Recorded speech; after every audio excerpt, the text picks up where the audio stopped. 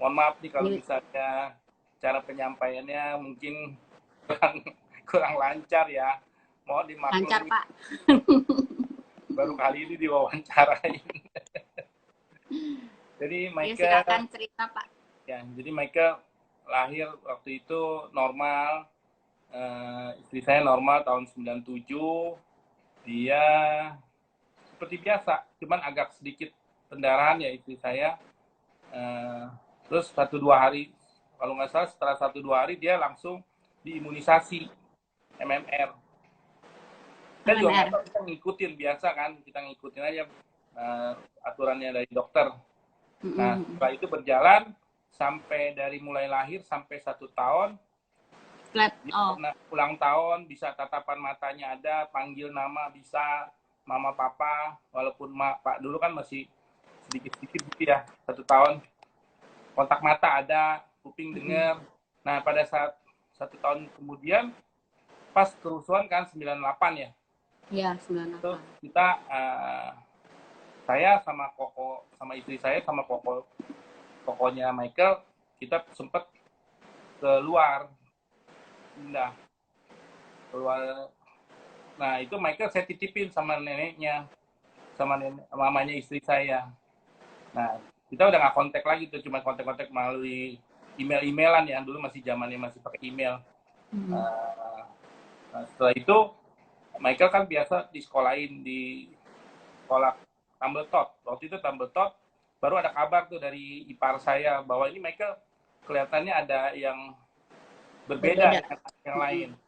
Ya, jadi dia maunya menyendiri, terus maunya dipanggil nggak mau dengar, mulai hilang kontak mata, kontak telinga, itu dia seperti blank lah gitu. Cuman waktu itu pas mau 2 tahun saya bawa, kebetulan saya sudah dapat izin tinggal dan usaha di luar. Saya juga nggak gitu yakin bagaimana menangani, cuma dapat informasi sepihak itu dari ipar saya dan dari orang dari mertua saya. Jadi saya bawa aja ke Australia. Nah, waktu dia di sana baru kelihatan makin lama berbeda dengan kakaknya. Gitu. Oh, jadi Michael itu punya kakak ya, Pak ya? Ya, Anak bungsu Michael. Michael yang nomor 2, ada kakaknya. Nah, setelah kita sudah berapa bulan di sana, akhirnya saya putuskan ya udah kita kembali aja deh ke Indonesia lagi. Jadi kita nggak melanjutkan tinggal di luar. Nah, Jadi karena karena dari Michael, berita karena Michael balik. Setelah ya itu karena baru Michael, dimulailah journey bahwa Michael ya itu baru mulai ketahuan itu, anak autism gitu, Pak. ya kita pulang bawa Michael, terus kita mulai fokus Michael di sekolahin. Waktu itu ke terapi sekolah-sekolah Yuandi ya kalau nggak salah, saya lupa deh. Terus ke Dokter Mary Budiman. Panjang deh pokoknya ceritanya. Panjang lah ceritanya. Ke sekolah segala, terus mulai di terapi di rumah, terapi di sekolah. Waktu itu dimasukin sekolah umum sih nggak masalah ya. Cuman pernah sempat di sekolah umum jadinya. Sampai usia sekolah berapa, biasa. Pak? Jadi TK biasa. Oh, TK biasa. Sampai umur berapa ya? Sampai besar juga sih, sampai 15 tahun. Cuman ya banyak Terus yang kemudian SD-nya, Pak? SD-nya juga sekolah SD biasa. Tapi pada saat SD, itu tapi waktu kita di SD sekolah biasa itu ada masukan apa dari guru-gurunya? Ada ya kesulitan? gurunya sih bilang begitu, ini ada anak agak berbeda. Agak berbeda sama teman yang lain. Jadi kalau main ya dia main sendiri. Kalau belajar ya dia nggak terlalu fokus. Tapi waktu pas 2 tahun ke 3 tahun ya kalau nggak salah, itu Michael sudah mulai dilatih untuk itu kita Signalnya agak obat kurang bagus alternatif. nih, Pak. Mungkin signal. Iya. Saya waktu pas masalah Michael tidak bisa bicara dan tidak bisa mendengar itu, kita mulai bawa ke ini kan, ke akupuntur. Yang paling bagus, saya ada beberapa banyak itu saya coba akupuntur, dokter, segala banyak cara. Tapi yang terbaik terakhir saya pakai Hembing. Oh, Hembing aku pun Hembing, ya dok, ya dokter itu Hembing. usia berapa? Itu kalau nggak salah usia 2,5 tahun ya. Oh, 2 tahun 2,5 tahun sudah ikut terapi 2,5 tahun atau 3 tahun deh. Sampai hampir 2 tahun dia di terapi. Nah di situ dia sudah mulai bersuara. Suara ada, dengar ada, banyak perubahan selama sama Hembing ini.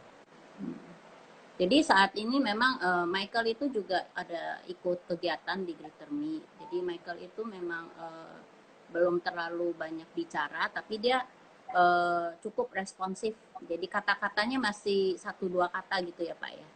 Ya, dulu tangannya juga masih susah ya, pegang barang, menyamakan, kan biasa ya kalau menyamakan barang, apa itu di terapi terus deh sama guru, terus sama yang guru sekolah, guru rumah, private juga ada. Sampai Terus, umur 15 tahun. Seperti itu terus. jadi mulai bisa bicara umur berapa tuh Pak? Mulai Ya itu keluar kata-kata? setelah 4-5 tahun. Dia Oh, bisa 4-5 bicara. tahun sudah mulai bisa mengeluarkan kata-kata. Ya, dia bisa bicara, bisa dengar. Tadinya kan dia nggak mau dengar. Saya nggak tahu Pak Hembing bagaimana ngobatinnya. Itu istri saya tuh. Nah, itu tugas istri saya waktu itu. Dia yang bimbing karena masih gampang dikontrol. Badannya kan masih kecil ya. Masih 6 tahun gitu ya. 4-5 tahun. Nah, beda usia dengan kakaknya berapa ya Pak Michael? beda 1,5 tahun. Oh, dekat ya. Beda Jadi 1,5 tahun. cukup sibuk ya waktu itu ya. Ada Michael, sedangkan kakaknya hanya terpaut 1,5 tahun ya Pak ya. Iya. Nah, biasanya ya kan Pak, kalau pengasuhan itu kan oleh ibu ya Pak. Iya. Tapi saya kenal Bapak kan setelah Michael dewasa. Iya. Nah, kalau dari saya melihat Bapak tuh partisipasi dalam pengasuhan Michael, kegiatan Michael itu aktif sekali ya. Malah saya Ya, baru berapa kali ya ketemu dengan ibu ya. Biasanya lebih sering ketemu 1 dengan kali Bapak. kayaknya. Cuma 1 kali. Mungkin gue sibuk atau bagaimana gitu. Enggak, kita Tapi bagi saya tugas. lihat, Waktu itu kita saya sudah lihat terus Michael itu juga nurut gitu sama Bapak ya. Maksudnya cukup kooperatif dengan Bapak. Dengan instruksi-instruksi dari Bapak. Nah, mungkin Bapak bisa cerita awalnya gimana, Pak? awal-awalnya Titik itu balik Bapak itu mulai ikut campur dalam pengasuhan Michael. Kan biasanya diasuh ibu ya, Pak ya? ya jadi begini Bu, waktu pada saat Michael umur 15 tahun, nah guru yang ngedampingin Michael dari kecil itu, dari 2-3 tahun itu sampai 15 tahun itu gurunya termasuk cukup bagus. Dan dia terus berhenti kan. Dia berhenti, saya merasa kehilangan, ganti cari guru lagi. Kita udah berapa kali guru, kayaknya nggak ada yang optimal. Ada yang paling lama 2 tahun juga dia, akhirnya dia lanjutin sekolah S2 kan. Jadi saya akhirnya kurang optimal. Banyak beberapa sekolah atau banyak guru terapi yang private itu bagaimana ya, saya juga pokoknya kurang optimal cara ngajarnya. Kurang cocok lah dengan Michael ya, kurang cocok. gitu ya. Ya. Nah, akhirnya saya ngobrol sama istri, ini kita mesti gantian nih. Soalnya udah umur 15-16 tahun itu tenaganya terlalu besar. Istri saya juga sudah nggak bisa pegang lagi. Kita dulu waktu dampingin Michael itu sampai 2 pembantu. Tapi kan kalau sudah 15-16 tahun, udah sulit. Akhirnya didampingi dengan supir. Supir ikut nanti. Supir bisa, tapi akhirnya ya setelah itu baru saya pegang. Saya terapi. Nah, pertama kali saya terapi langsung, Michael itu menolak, selalu menolak dan ngamuk ya. Beda sama gurunya. Kalau sama gurunya, ya dia menolak. Kalau misalnya sama gurunya dia nurut. Gurunya suruh suruh belajar berenot, main organ gitu, dia mau. Michael bisa belajar. Dia tapi begitu saya yang orang tua yang pegang, pertama itu banyak penolakan. Sampai dia pada bisa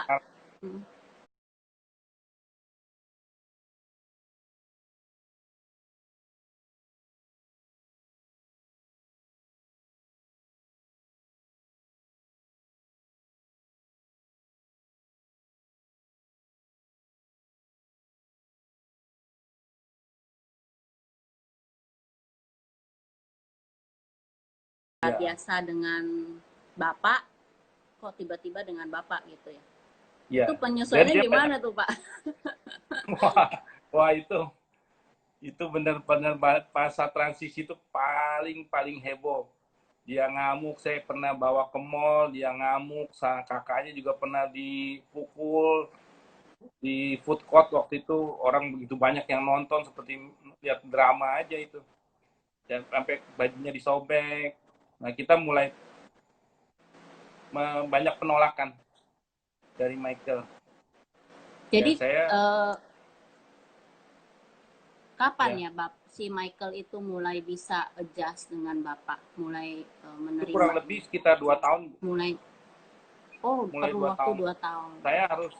Saya benar-benar harus bagi waktu juga untuk Michael, untuk kerja. Ya, kita kebetulan saya memang udah rencanain biar istri lebih banyak ke kantor.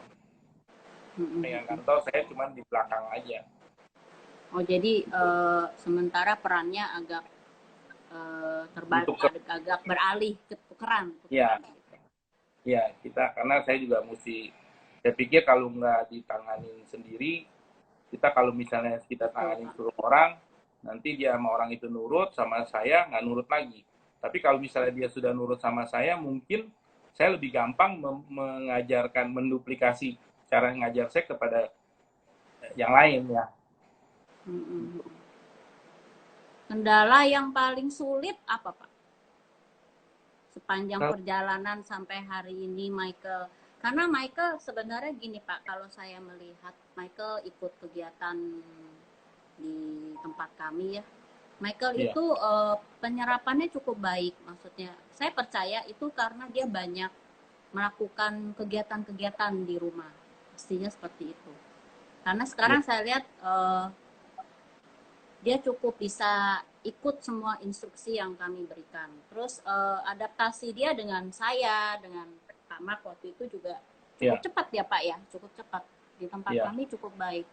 Tidak sampai harus berlama-lama kita bisa attachment-nya bagus. Ya itu. Jadi, gimana Pak?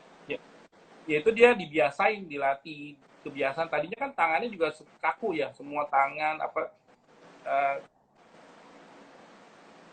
supaya dia bisa itu nggak gampang. Kegiatan-kegiatan yang dilakukan di rumah itu termasuk pekerjaan rumah gitu Pak? Semua? Kegiatan rumah, nggak, lebih banyak waktu itu outdoor. Saya bawa dia kebanyakan ke mall atau ke taman, ke pergi-pergi. Dia lebih nyaman daripada dia di rumah. Atau dia kursus drum, kursus keyboard juga ya, terus kursus komputer. Kita latih seperti itu. Tapi ya ntar naik turun. Nah, Michael ini kan karena situasinya kan dia kan agak susah responsifnya ya, komunikasinya. Dia bisa ngomong, dia bisa mau sesuatu, tapi lebih banyak diem. Padahal dia bisa nyanyi. Iya betul. Iya sebenarnya. Dia dengar lagu beberapa kali dia langsung hafal. Dia bisa nyanyi Michael sendiri. Kalau nyanyi lumayan lancar ya Pak. Tapi kalau suruh sesuatu membaca atau hitung-hitungannya paling jelek deh. Dia hitung-hitungannya menghafal. 1 sampai 100 dia kali-kalian dia bisa 1 sampai 100 doang. Setelah itu di atas itu dia nggak bisa. Makanya waktu itu kan Ibu Malini kan ajarin udah pakai kalkulator aja deh. Iya betul. Lebih gampang begitu. Karena waktu itu kan kita mau mengarahkan supaya dia udah mulai masuk pemakaian uang, dia paham. Tapi di sekolahnya nggak boleh katanya, jangan dibiasain seperti itu. Saya kan juga bingung waktu itu kalau saya lebih setuju dengan sekolah ibu. Yang penting hasilnya nyambung kan, daripada kita ngikutin aturan yang mereka bilang mestinya ya udah 2x2 dipakai tulisan yang itu. Nah posisinya kan ini spesial. Paling bagus ya kita siapin kalkulator, mulai latihan uang, bayar, belanja. Sudah dewasa, jadi kami harus mengubah. Mungkin kalau sekolah sebelumnya usia Michael masih lebih kecil, jadi mau nggak mau diajar harus hitung manual. Iya, dia katanya ngikutin kurikulum ya. pakai cara sistem kurikulum sekolah gitu Bu. Cuma saya lebih Tapi setuju prakteknya langsung aja udah, karena ini kan iya anak betul. Memang ya, sebaiknya kita lihat kondisi anak. Kalau memang dia tidak bisa kita paksakan harus berhitung di luar kepala, ya kita bantu. Kan sekarang sudah banyak gadget-gadget, HP aja udah ada kalkulatornya Pak. Jadi sangat mempermudah sebenarnya. Mereka nggak waduh kalau perlu. Michael Yang itu penting saya mereka larang. tahu. Iya, Kalau yang penting Michael kan kalau mereka kalau paham uangnya. iya, iya. Terus Michael kalau Pak, Michael paling sulit tuh kalau megang handphone. Megang handphone larinya ke YouTube. Itu dia bisa sangat iya, tantrum. Dia sangat tantrum. it, Jadi seperti ketagihan. Itu paling itu bahaya. semua anak sih Pak. Cuma itu, kalau waktu dia ketagihan dengan YouTube itu bagaimana tuh Pak? Cara Bapak Waduh, kalau dia membatasi ketagihan dia? itu handphonenya, mungkin handphone saya sudah 4-5 handphone hancur. Ada yang Awal-awalnya, dipaksa, digigit. Iya. rebutan gitu ya Pak ya? Jadi kita rebutan, dia nggak kasih, dia ngamuk, dibatain. Akhirnya kita sepakat sama istri, udah stop total. Kita kasih sekali, kita maksudnya baik supaya dia bisa santai, tenang ya. Itu nggak bisa. Kita kasih kebaikan, nanti dia malah jadi marah kalau nggak dikasih lagi. Mendingan stop. Sekarang sih kita udah mulai stop, total stop, Oh sekarang jadi total stop. total stop. Terus Michael ini nanti sebentar kita akan ada sekilas, saya akan kasih lihat beberapa Ya, foto-foto Michael silakan. tentang kegiatan Michael. Nah Pak Dani ini juga orang tua yang sangat mendukung semua anak berkebutuhan khusus. Jadi mungkin saya banyak belajar juga. Waktu itu saya sempat diajak sama Pak Dani sampai ke MPR, DPR ya Pak ya? DPRD. DPRD. DPR. Nah, waktu itu kita sempat Pak Dani itu dengan satu orang ibu lagi. Waktu itu kami sempat mau menanyakan tentang kartu disabilitas. Disabilitas. Ya, kartu Ya, disabilitas. jadi Pak Dani ini adalah salah satu orang tua yang cukup concern dengan kartu disabilitas. Nah, itu contohnya. Nanti saya bisa share fotonya biar lebih jelas. Ya. Nah, ini Mungkin minta Pak kartu Dani bisa cerita tentang ya. apa sih kartu disabilitas itu untuk apa gitu Pak? Dapat fasilitas apa sebenarnya dari kartu itu? Saya cerita yang ini dulu ya Bu ya, yang kartu ini dulu deh. Kartu. Nah, Yang oh pertama iya itu kartu apa Pak? ini kartu buat Michael. Jadi kalau saya kemana-mana kan berlaku ganjil genap ya. Oh, jadi bebas Ya, ganjil genap. ini ganjil genap. Ini saya karena saya undang-undangnya ada, saya tahu. Jadi saya bikin ini untuk dapat dispensasi waktu zamannya ganjil genap itu. Nah, kita lumayan sulit. Tapi ya akhirnya dengan perjuangan yang cukup panjang lebar dapat. Nah, ini kan lumayan, jadi kita nggak usah ganti mobil, nggak usah beli mobil lagi. Jadi kita tanggal ganjil genap ya jalan aja, kita tempel. Jadi bapak-bapak, ibu-ibu, teman-teman yang lain kalau mau coba bisa kok. Nanti bisa saya kasih nomor kontaknya ke Disub. Nanti hubungin ke Disub Pusat di Jakarta. Sebenarnya seluruh Indonesia, cuma di Jakarta doang yang ganjil genap. Ganjil genap cuma di Jakarta. Nah, kalau udah punya ini lebih enak. Jadi kalau misalnya kemana-mana nggak usah pusingin masalah ganjil genap lagi mobilnya. Tinggal tempel di mobil. Kalau ada polisi yang mungkin polisi ada yang macam-macam ya kita harus berani. Ada pegang nomor telepon juga. Ada yang teman saya juga begitu, dia sengaja diberhentiin. Kadang-kadang ada oknum lah ya yang nakal. Sebenarnya kartunya udah sah karena dia ada nomor mobilnya segala. Gitu. Terus kalau kartu yang tadi Pak, yang satu lagi Pak, yang kecil. Nah, kartu ini itu kartu apa Pak? Ini kartu disabilitas. Karena memang anak saya, ya kita harus ngakuin kekurangan dan kelebihannya. Ya saya bikin kartu ini. Mungkin ada beberapa orang tua merasa, waduh kayaknya anak gua kok nggak ini ya. Ya sebaiknya bikin. Ini manfaatnya sangat banyak. Kita kalau dulu kan anak saya kan saya pernah merasakan ditolak, terbang naik pesawat karena anak saya tantrum, Itu ditolak tuh Bu, terbang. Tidak diterima. Pilotnya nggak mau bawa, saya akhirnya dikembalikan tiket saya, ya saya beli tiket lagi. Sebenarnya dari kartu itu kita anak-anak kita bisa dapat fasilitas apa ya Pak? Dapat fasilitas, kita dapat fasilitas jadi seperti penumpang VIP ya. Jadi bisa masuk duluan, mereka juga bisa memahami karena undang-undangnya melindungi. Di Undang-Undang Dasar 45 melindungi anak-anak disabilitas itu harus diperlakukan sama seperti orang biasa, seperti orang normal. Siapapun boleh yang tunagrahita, tunanetra, mereka punya hak yang sama. Mereka juga harus diperlakukan yang sama.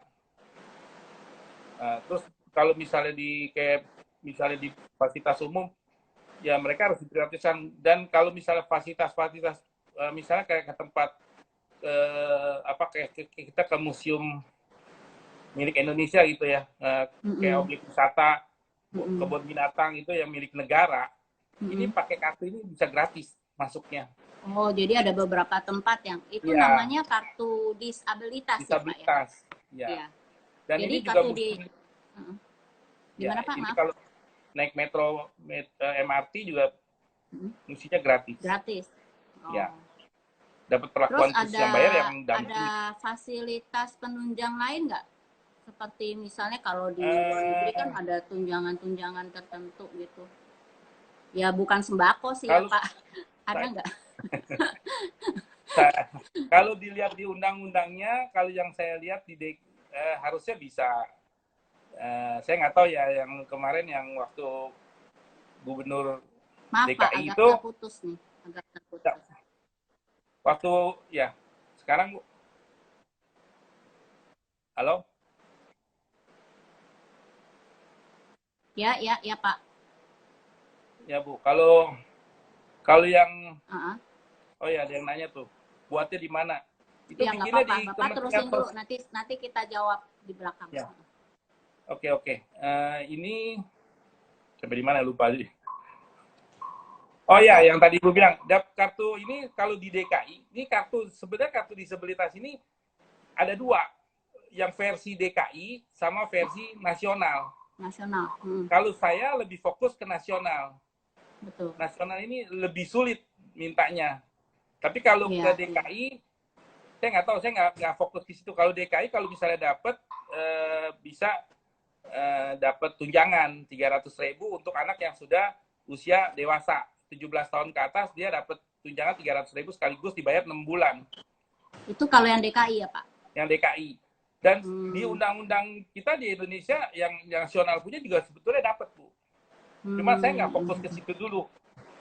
Dan kita punya hak juga untuk supaya pemerintahan negara ini menyediakan lapangan pekerjaan untuk orang yang disabilitas. Mau seperti apa caranya, ya mereka sediakan. Ya mungkin cuma mudah-mudahan fotokopi kah, cuman apa gitu kan. Betul. Ya. Lapangan pekerjaan kalau yang apapun. Kartu disabilitas DKI itu dipilih-pilih untuk yang miskin gitu kan. Nah itu baru dapat tunjangan. Tapi saya nggak fokus ke situ dulu. Bukannya saya lebih jadi, fokus. Jadi kartu yang merah ini Pak, yang merah ini, ini untuk nasional? Ini nasional. Oh, baik. Jadi parents, ini saya ada mungkin lebih jelas di tampilan. Nah, ini contoh kartunya ya. Kemudian tadi ada pertanyaan, waktu pembuatan anaknya mesti diajak nggak Pak? Waktu pembukuan yang mana nih? Yang kartu mana? Di sub apa yang kartu ini ya? Dua-duanya Pak. Kalau yang tadi ganjil genap diajak, nggak usah. Ini diajak. Kalau yang enggak. Cuman waktu itu saya pikir daripada bolak-balik saya siapin. Kan ini harus persyaratannya kan harus ada surat dokter, surat keterangan memang dari dokter anak ini disabilitas. Sama ini juga sama. Kalau yang ini saya bawa dokumennya siapin terus sama STNK mobil, surat pernyataan, nah kita bawa ke Dishub. Kalau yang nasional ini saya didatengin. Jadi dari Kementerian Sosial, Mm-mm. dia kirim orang datang ke tempat kita, ke rumah atau ke kantor. Nanti dilihat Oh, anaknya, terus difoto, baru diajukan. Sebetulnya kartu ini baru di Indonesia tuh baru 13.000 yang bikin. sebenarnya Pak, bagaimana caranya orang Kementerian Sosial bisa samperin Bapak tuh, prosesnya bagaimana? Kita mendaftar dulu.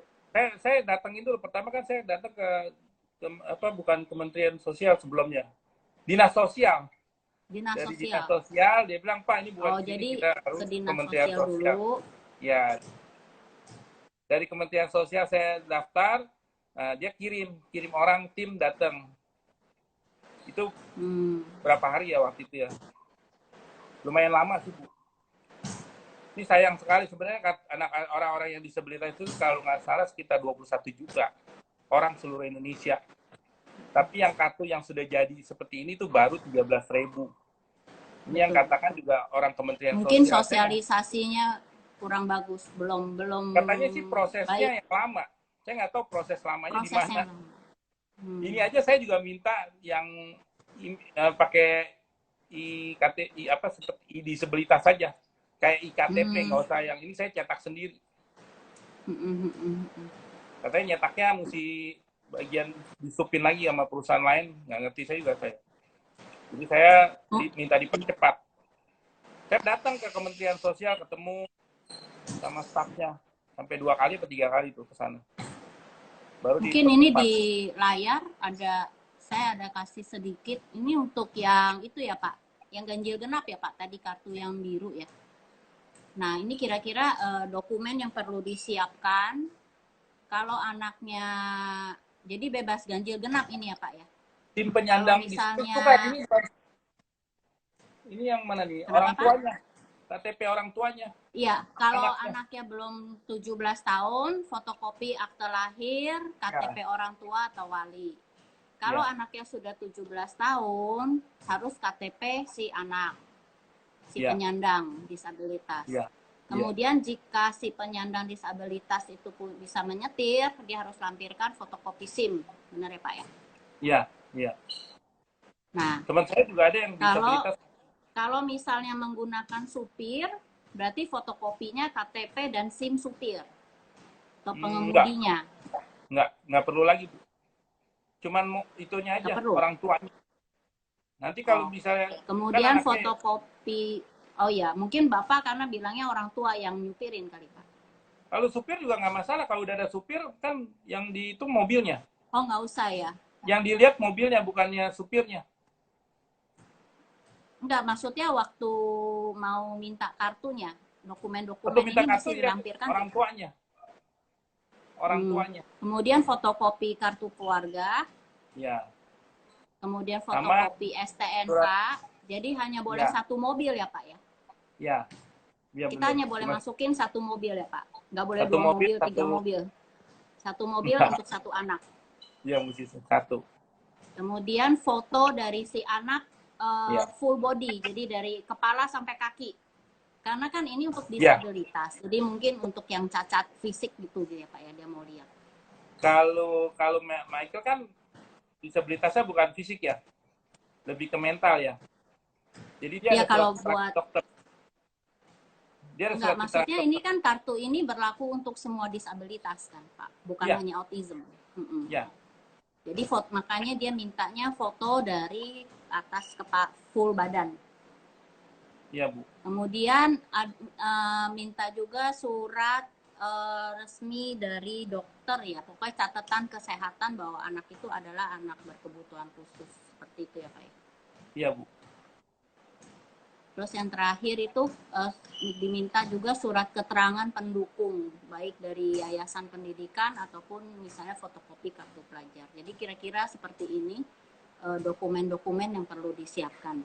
Kemudian itu nanti dokumen dikirim ke Dinas Perhubungan Prof DKI Jakarta, benar tidak Pak? Betul Bu, ke Disub Pusat. Ini alamatnya mungkin bisa dicatat. Komplek Dinas apa tuh Pak? Di jalan Dinas Jati Baru. di sub pusat aja. Nanti buka di Google, langsung ketik di sub pusat. Pokoknya alamatnya Taman Jati Baru nomor 1. Betul. Kelurahan Cideng, Kecamatan Gambir, Jakarta. Itu ya Pak ya? Iya, bener Bu. Oke. Jadi kalau yang perlu mungkin apa ini lebih jelas Pak ya? Ketutup foto saya sih. Ini kalau mau di screenshot silakan ya. Nah, baik. Kemudian kendalanya apa sih Pak yang paling susah dalam mendapatkan kartu ini? Antriannya lama atau bolak-balik atau bagaimana? Yang katanya sih yang ngajukannya banyak. Yang mengajukan ini tuh banyak Bu. Jadi bisa. Yang penting surat yang kita siapkan lengkap. Kita nggak perlu bolak-balik nggak Pak waktu dalam proses pembuatannya? Waktu itu saya karena saya butuh agak cepat, jadi saya datengin sampai 2-3 kali. Karena saya bilang saya butuh, ini anak saya Michael ini butuh ke sekolahan, terus kadang-kadang butuh terapi, gitu kan. Jadi mereka, saya request untuk dipercepat, gitu. Kendalanya sih kata mereka ya satu, yang daftar banyak. Kedua, stikernya susah. Stikernya itu ada barcode-nya kali ya, ada khusus. Jadi kalau kita foto tuh stiker, dia ada tandanya. Jadi nggak bisa dipalsuin. Dia ada kode ini ya, ada kode barcode gitu ya. Ada khusus. Oh. Sini. Iya. Iya betul. Baik Pak, karena waktu kita tinggal sebentar lagi, mungkin saya mau share sedikit. Nah, ini kegiatan Michael. Pak, mungkin Bapak bisa cerita juga nih, awalnya Michael ikut packing sendok gitu ya Pak ya? Oh ya, itu saya waktu kemudian itu ini itu usia berapa Pak mulai belajar packing sendok itu Pak? Ini 2-3 tahun yang lalu ya, kalau nggak salah 2-3 tahun yang lalu. Sama ini yang ini juga ikut sama Ibu ya, 2-3 tahun lalu ya kayaknya Bu ya? Iya, sama kita tahun lalu Pak. Tahun lalu ya? Iya, kalau sama kita tahun lalu. Oh sendok dia waktu di sekolahan juga sudah mulai latihan. Di sekolahan saya tambah lagi, saya kalau ada waktu senggang saya bawa tuh ke tempat teman-teman. Saya kan banyak cari teman-teman komunitas yang punya kegiatan untuk sejenis gitu. Jadi belajar bikin kue juga ada, belajar masak. Sampai sekarang juga di rumah bantuin mamanya. Kalau pagi dia bantuin mamanya masak, terus beriska, jemur baju, cuci baju. Dia bisa. Iya. Jadi semua kegiatan cuci rumah piring lah, juga bisa. Kegiatan pekerjaan rumah pagi PSBB gini Pak. Tuh ada saya lihat Michael juga belajar potong terong di rumah. Iya dia belajar. Jadi itu kita ajarin. Nah saya lihat ini baju. Juga ada jemur baju ya Pak. Sebenarnya jemur baju ini cukup menantang karena saya lihat beberapa anak itu sedikit kesulitan pada saat memasukkan lengan baju ke gantungan itu kanan kiri. Sebenarnya ini juga semua pelatihan yang baik sekali. Terus apa Pak? Michael tuh agak sulit pertama kali tuh, waktu pertama kali kita masukin, misalnya belajar masak, itu sulit tuh. Tapi kalau dia sudah masuk polanya, dia akan minta lagi. Kalau nggak lakukan, dia bisa ngambek malah. Katakan, Tipsnya apa tuh Pak? Ya kita mesti kasih tahu dia dulu. Bapak supaya Michael mau mulai ikut dalam kegiatan yang baru gitu. Awalnya tuh bagaimana? Awalnya dia pasti menolak Bu. Dia menolak dulu. Dia nggak mau. Tapi kita coba bikin gembira. Ayo Michael jangan. Saya kalau itu suka bilang sama dia, bukannya Michael belajar. Ayo Michael kita main sendok. Jadi dia ada rasa gembira gitu. Misalnya, ayo Michael kita main masak. Jadi bukan, ayo Michael harus kerja, masak. Enggak, kalau dia image-nya dia. Kalau kerja capek gitu. Kalau main kan sesuatu yang happy ya, yang gembira. Iya betul. Jadi saya banyak belajar juga sama Michael. Saya juga harus ikut gembira juga. Yang anehnya juga kadang-kadang kalau misalnya saya lagi pas bete ya, dia dengar papanya bete. Nah, dia bisa ikut bete, dia bisa ikut marah. Oh, Mungkin ada dia kontak sensitif. Kontak sensitif ya. batin dengan Bapak. Iya. Kontak dia. Walaupun kita jauh kadang-kadang juga seperti itu. Nah ini dia Ini satu kali signalnya dua agak kali putus-putus ya Pak ya? enggak sih, ibu punya bagus. Mungkin signal saya kali kurang bagus ya. Oh bagus, di tempat saya berarti. Ya. Di tempat saya agak terputus sedikit. Nah, jadi itu ada sedikit video-video. Kalau di tempat kami sih waktu Michael ikut woodworking itu awalnya memang masih bingung-bingung, tapi setelah hampir masuk bulan ke-6 ke-7 gitu ya, Michael dia sudah kayak pro ya Pak. Mungkin ada video sedikit. Nah, itu dia enjoy banget ya Pak ya. Kayaknya dia suka banget nih. Dia satu kegiatan ini dia suka ya. Itu gara-gara COVID ini dia jadi masalah. Semuanya kan berubah kan? Iya, betul. Biasanya nah, itu setiap Rabu ya kalau nggak salah ya kita ya. Iya, kita hari Rabu. Dia greeter kan, dia minta mana greeter nggak pergi. Nah, saya alihkan ke kegiatan yang lain. Kalau dia marah. Waktunya ya pergi, waktunya enggak boleh. Kayak pakai baju sekolah gitu. COVID ini Michael kan lebih banyak di rumah.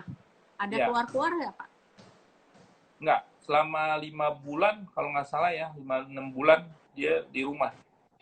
Tapi di rumah saya banyak bikin kegiatan lagi ya. Jadi ini yang kegiatan sendok ini kita bikin di rumah. Di rumah juga. Tadinya kan ini di luar, terus di kantor. Akhirnya kan waktu di luar di stop, terus dia pindah ke kantor. Saya bikin sendiri.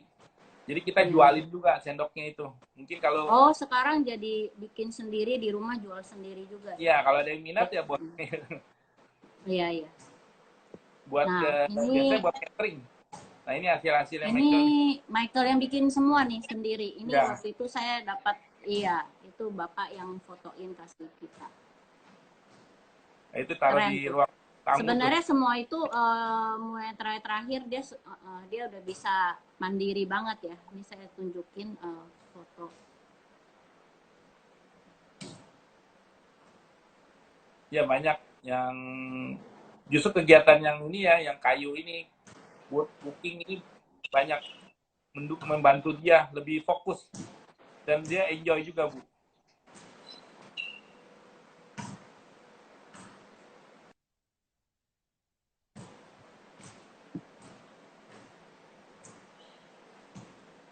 Ya lebih fokus dan dia enjoy juga Bu.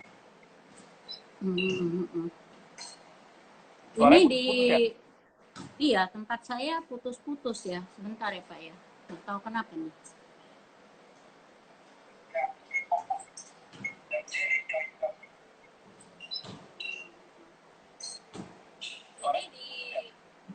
Tempat saya putus-putus ya. Sebentar ya Pak ya. Nggak tahu kenapa. Baik, terima kasih karena waktunya mungkin sebentar lagi. Sebentar lagi.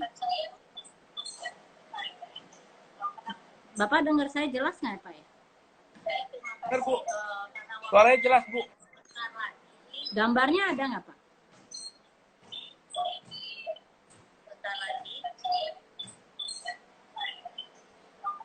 Bapak dengar saya jelas nggak Pak? Jelas Bu. Suara saya Gambarnya ada nggak? Gambarnya jelas.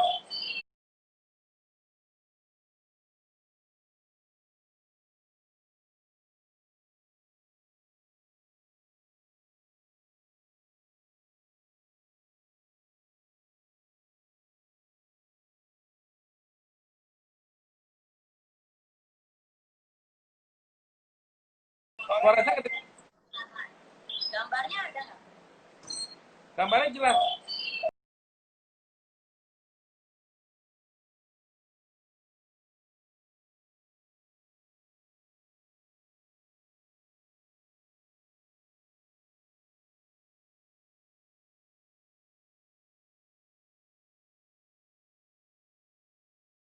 Suara saya kedengaran?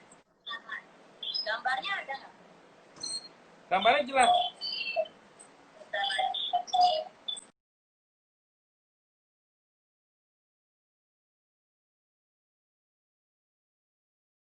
Gambarnya ada nggak?